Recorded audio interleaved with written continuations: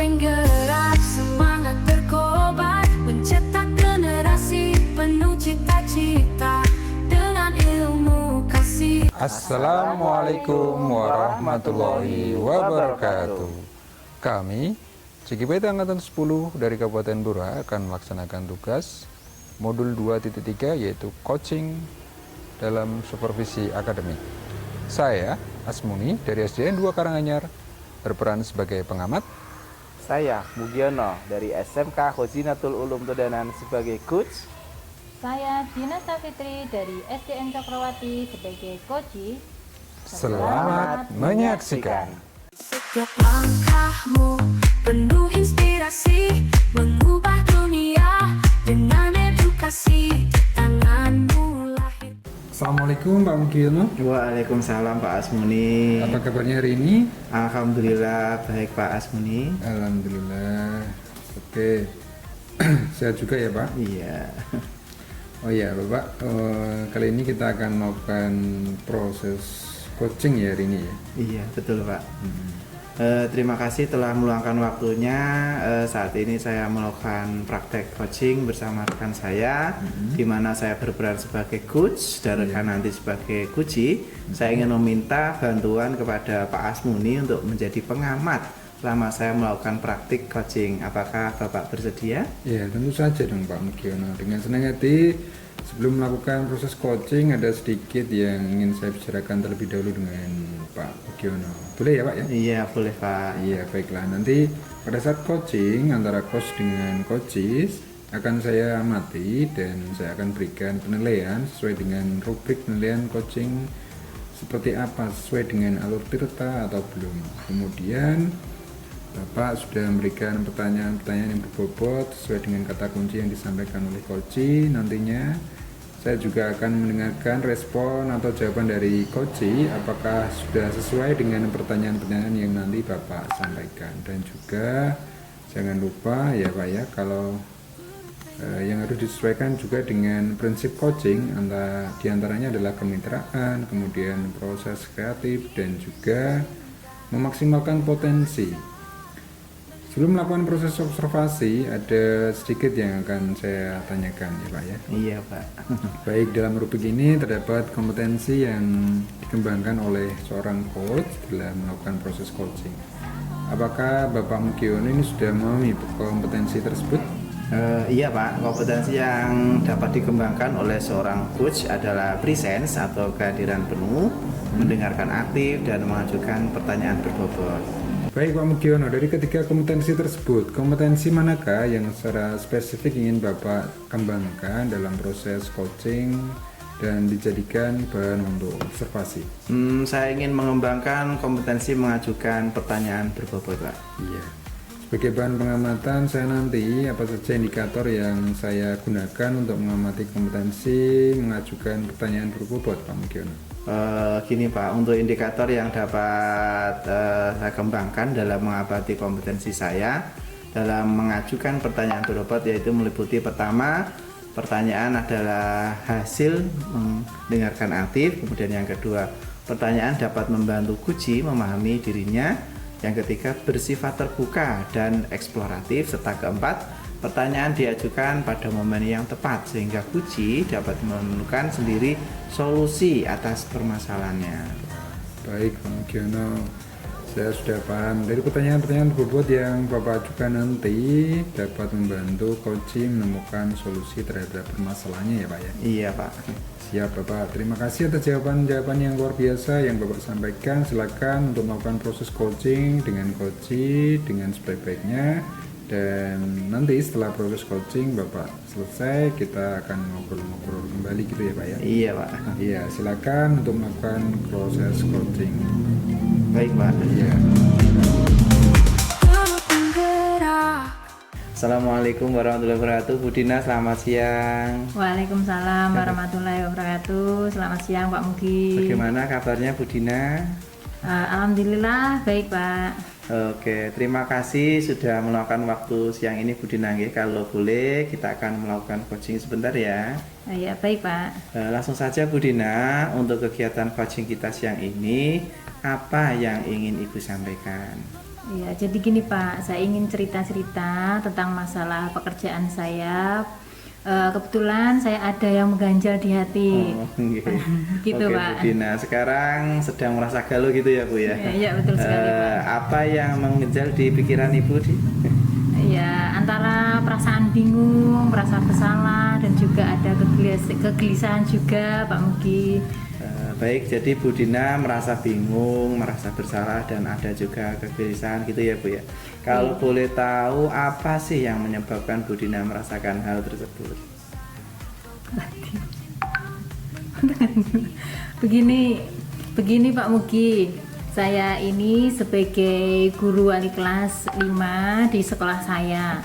Di kelas 5 itu ada banyak kegiatan dan kompetisi. Di antaranya lomba MAPSI, ada juga jambore, ranting, OSN, dan ANBK. Serta saya juga dapat tugas tambahan sebagai operator penilaian angka kredit. Dengan kesibukan itu, saya harus jeli memanfaatkan waktu yang ada untuk mempersiapkan semua kegiatan tadi, Pak. Nah, ternyata dari 24 anak yang saya ampu itu ada 4 anak yang tidak atau belum bisa membaca dengan baik, dengan lancar, dan dengan cepat, Pak. Oh gitu. Jadi Bu Dina sekarang ini ada mendapati 4 anak yang tidak bisa membaca, dan sementara itu di kelas 5 menjadi sentral atau pusat kegiatan yang sangat penting kan. Nah, karena waktu kita terbatas, di akhir kegiatan coaching nanti apa yang ingin Ibu dapatkan? Tentunya saya ingin mendapatkan solusi, Pak. Apa yang seharusnya saya lakukan supaya nantinya keempat murid saya dapat membaca dengan baik, dengan lancar dan cepat, Pak, seperti itu. Oke, baik Bu Dina. Jadi nanti akan mendapatkan solusi supaya nantinya keempat murid tersebut dapat membaca dengan baik dan lancar gitu ya Bu ya. Iya, benar sekali Pak. Saya berharapnya seperti itu. Oke, baik Bu Dina. Sebelumnya saya ingin tahu nih, bagi Bu Dina, ukuran keberhasilan membaca baik dan lancar dan cepat itu yang seperti apa sih Bu? Ya, setidaknya dari keempat anak itu bisa menyelesaikan soal-soal ANBK dengan baik dan benar. Baik, jadi keempat anak itu bisa menjawab dengan baik dan benar gitu ya Bu. Nah, sampai saat ini apa yang sudah Bu Dina lakukan atau usahakan agar keempat anak itu bisa membaca dengan baik dan lancar dan cepat? Iya Pak. Untuk saat ini saya melakukan pembelajaran kelas rangkap.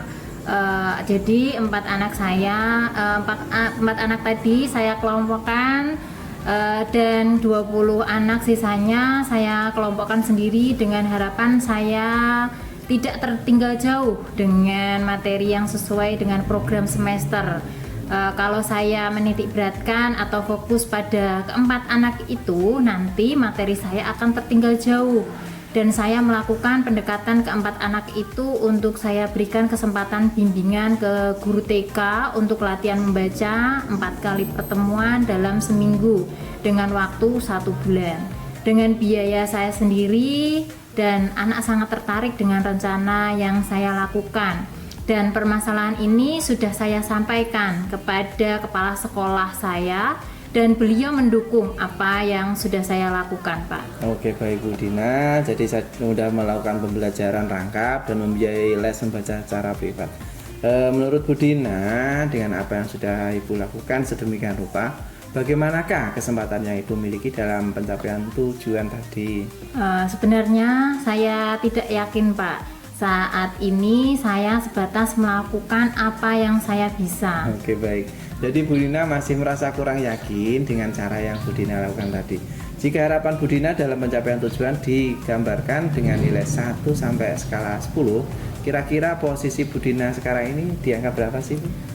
Mungkin masih pada posisi 6. Saat ini saya merasa apa yang saya lakukan belum bisa maksimal. Sepertinya 4 murid saya itu mengalami peningkatan yang sangat sedikit, sementara ANBK sudah di depan mata. Dan juga saya sering ada kegiatan di luar terkait operator penilaian angka kredit serta kegiatan-kegiatan lainnya. Oke, baik Bu Dina, saat ini merasa yang dilakukan belum optimal ya Bu ya. masih ada di posisi 6. Kalau begitu yang Bu Dina inginkan di posisi berapa sih yang ingin dicapai, Bu? Mungkin di atas 6, bisa berada di posisi 9, sudah cukup sangat baik Pak Mugi ya. Setidaknya 4 murid yang tidak bisa atau belum bisa membaca menjadi bisa membaca dan bisa menjawab soal-soal AMDK dengan lancar dan benar. Dan 20 murid saya tidak lagi tertinggal materinya. Oke, jadi di posisi 9 sudah cukup baik ya Bu ya. Yang terpenting dari 4 murid tadi bisa membaca dan 20 murid tidak tertinggal materi. Nah, untuk mencapai hal tersebut, melihat kondisi di sekolah Ibu, mungkin dari sarana prasarana atau tenaga yang tersedia, kira-kira kemungkinan apa yang bisa Ibu Dina lakukan?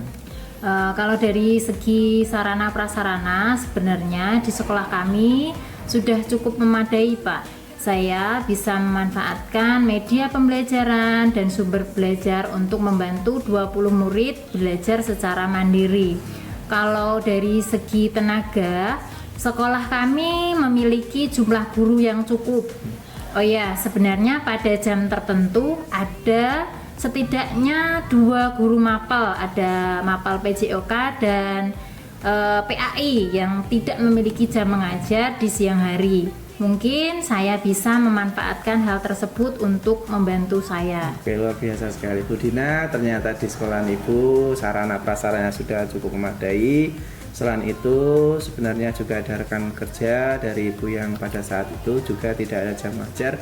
Apakah itu bisa menjadi kesempatan Ibu dalam membantu mengoptimalisasi kedua tanggung jawab tadi?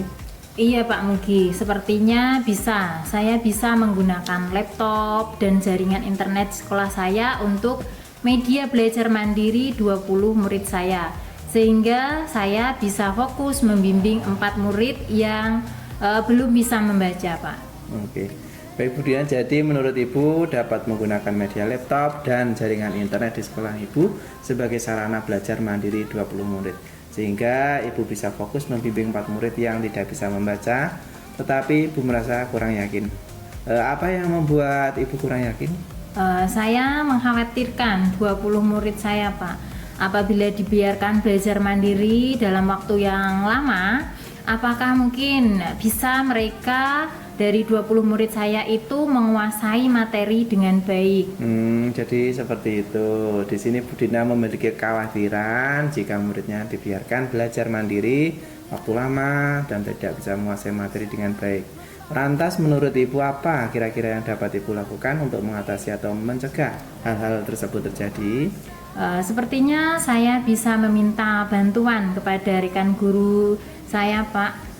Saya bisa minta tolong kepada rekan kerja saya untuk melakukan pendampingan atau membantu mengisi pembelajaran di kelas 5, terutama 20 anak itu ketika mereka tidak ada jadwal mengajar.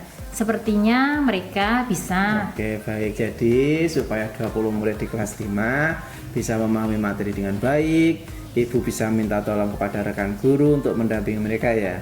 Nah, sampai di sini apakah Bu Dina sudah ada gambaran tentang rencana apa yang kira-kira akan dilakukan supaya kedua tanggung jawab Bu Dina berjalan dengan baik? Sepertinya saya akan menggunakan dan memanfaatkan pembelajaran mandiri untuk 20 murid kelas 5 dan meminta bantuan kepada rekan saya untuk mendampingi mereka. Dengan begitu saya bisa fokus kepada 4 anak yang belum bisa membaca, Pak. Oke, baik. Jadi Bu Dina berencana untuk memanfaatkan media yang ada di sekolah Ibu agar 20 murid dan 4 murid bisa belajar mandiri dan meminta bantuan kepada rekan Ibu untuk mendampingi mereka. Untuk melakukan kedua hal tersebut, bagaimana strategi yang dapat Ibu ambil? Mungkin sebelumnya saya harus sharing dulu ya Pak ya kepada Bapak Kepala Sekolah tentang apa yang saya rasakan dan saya harapkan, terutama dalam hal izin menggunakan fasilitas sekolah dan minta bantuan kepada rekan guru. Setidaknya apabila beliau tahu kondisi saya, paling tidak beliau bisa mendukung, apalagi membantu permasalahan saya, lebih-lebih demi kebaikan sekolah kami, Pak. Oke. Berarti ada upaya untuk sharing dulu dengan kepala sekolah gitu ya Bu? Iya, Pak. Setelah itu apa lagi yang akan Ibu lakukan? Setelah itu, saya ingin melakukan pendekatan dan sharing dengan rekan kerja saya mengenai permasalahan tersebut. Kemudian saya akan mencari tahu rekan-rekan yang memiliki jam kosong dan meminta bantuan kepada mereka untuk mendampingi murid saya. Sebelum mulai pembelajaran, saya akan mempersiapkan media yang diperlukan. Saya akan menjelaskan bagaimana proses belajar mandiri yang akan dilakukan oleh 20 anak di kelas 5 dan apa saja yang perlu rekan saya lakukan di kelas tersebut. Nantinya ketika 20 murid kelas 5 sudah ada yang mendampingi, saya berharap dapat fokus membimbing 4 murid yang belum bisa membaca, Pak. Wah, itu luar biasa sekali Bu Dina ya. Bu Dina mencoba untuk meminta bantuan kepada rekannya yang tidak memiliki jam mengajar untuk mendampingi 20 murid di kelas 5. Dengan demikian bisa melakukan pembimbingan dari 4 anak yang tidak membaca, yang belum bisa membaca dengan optimal. Nah, untuk melakukan hal tersebut, kira-kira Ibu butuh jangka waktu berapa lama sih? Ya mungkin sekitar 1 bulan. Paling tidak dalam waktu 1 bulan ini saya harus bisa melakukannya, Pak. Oke, baik. 1 bulan cukup ya untuk melaksanakan rencana Bu Dina. Nah, menurut Ibu, ukuran keberhasilan rencana itu Ibu Dina itu nanti seperti apa? Rencana ini saya katakan berhasil jika nanti 20 murid kelas 5 bisa menjawab soal ANBK dengan benar dan lancar, serta 4 anak saya itu dapat membaca dengan baik, dengan cepat, dan dengan lancar, Pak. Oke, baik Bu Dina. Jadi 20 murid kelas 5 bisa menjawab soal ANBK dengan benar dan lancar, serta 4 anak saya itu tadi dapat membaca dengan cepat dan lancar juga. Nah, misalnya saja di perjalanan nanti rencana dari Ibu Dina menemukan sebuah hambatan atau tiba-tiba ada sesuatu yang tidak diinginkan. Ibu Dina, apa yang harus jenengan lakukan untuk mengantisipasi hal tersebut? Karena saya berkeinginan semua murid saya dapat menguasai materi dan membaca dengan baik, maka ketika ada hambatan atau gangguan, saya akan bercerita dan meminta bantuan kepada rekan maupun kepala sekolah. Kemudian mungkin juga saya akan segera coaching lagi dengan Pak Mugi untuk mencari solusi yang terbaik. Oke, luar biasa sekali Bu Dina. Saya melihat dari Bu Dina ini memiliki niat yang sangat kuat untuk menyelesaikan permasalahan ini. Apa komitmen Ibu terhadap rencana ini? Saya berkomitmen untuk melakukan rencana tersebut sebaik-baiknya karena saya sebagai guru kelasnya tidak mungkin mengabaikan. Baik Pak Mugiono, bagaimana tadi hasil dari proses coachingnya? Apakah sudah berjalan dengan lancar? Alhamdulillah Pak Asmuni, coaching berjalan dengan lancar dan baik dan tidak ada kendala Pak. Ya Alhamdulillah, setelah melakukan proses observasi bersama coach tadi, ada sedikit pertanyaan ya Pak yang saya ingin tanyakan pada Pak Mugi ya. Iya Pak. Pertanyaan pertama, ini apa saja yang sudah didapatkan pada saat coaching terkait indikator pencapaian yang diinginkan Pak? Tadi selama coaching saya sudah melakukan dengan baik dengan alur Tirta, yaitu dengan menanyakan tujuan, identifikasi, rencana aksi dan tanggung jawab. Kemudian saya juga sudah menggali kompetensi dari coach tersebut untuk menemukan solusi dari permasalahannya. Baik, jadi Pak Mugi sudah berhasil ya Pak ya? Ya, jadi sudah berhasil untuk melakukan proses coaching sesuai dengan alur Tirta. Iya. Nah, sesuai dengan yang saya amati tadi, juga ada beberapa catatan Pak Mugi yang sudah berhasil menyampaikan sesuai dengan alur Tirta, yaitu sudah menanyakan tujuan pada coaching, kemudian sudah mengidentifikasi permasalahan yang ada dalam coaching, kemudian Pak Mugi sudah mengarahkan coaching untuk menemukan rencana aksi atau tindakan yang sebaiknya dilakukan, dan juga Pak Mugi sudah berhasil menemukan rasa tanggung jawab pada diri coach agar rencana aksi yang akan dilaksanakan dapat berjalan dengan baik. Baiklah, saya tadi juga mendengar percakapan Bapak dengan coach. Bapak sudah fokus terhadap coach, artinya di situ Bapak sudah present atau kehadiran penuh, kemudian Bapak sudah mendengarkan aktif, dan tentunya Bapak tadi sudah mengajukan pertanyaan-pertanyaan yang berbobot ya Pak ya. sesuai dengan kata kunci yang disampaikan coach tadi. Luar biasa sekali apa yang Bapak sudah berikan untuk proses coaching hari ini. Mudah-mudahan Bapak sukses ke depannya dan diberikan kemudahan lagi dalam kegiatan coaching-coaching berikutnya. Oh iya, saya lanjutkan pertanyaannya Pak ya. Oke Pak, siap. Sesuai dengan kompetensi yang ingin Bapak kembangkan tadi, yaitu mengajukan pertanyaan yang berbobot. Menurut Bapak, indikator mana ya saja yang sudah dapat Bapak capai? Menurut saya selama melakukan kegiatan coaching, sebagian coach yang sudah ingin mengembangkan kompetensi mengajukan pertanyaan berbobot. Saya sudah menggunakan pertanyaan yang terbuka dan eksploratif. Saya menyampaikan sesuai dengan tanggung jawab yang sebelumnya disampaikan oleh coach. Iya benar Pak Mugi. Satu lagi ya Pak ya. Iya. Untuk kedepannya kompetensi apa lagi yang ingin Bapak kembangkan berdasarkan hasil melakukan coaching hari ini? Untuk kompetensi yang ingin saya kembangkan untuk coaching selanjutnya adalah saya ingin mendalami lebih lagi mengenai alur tirta agar saya dapat melakukan coaching lebih baik lagi Pak. Wah luar biasa sekali Pak Mugiono.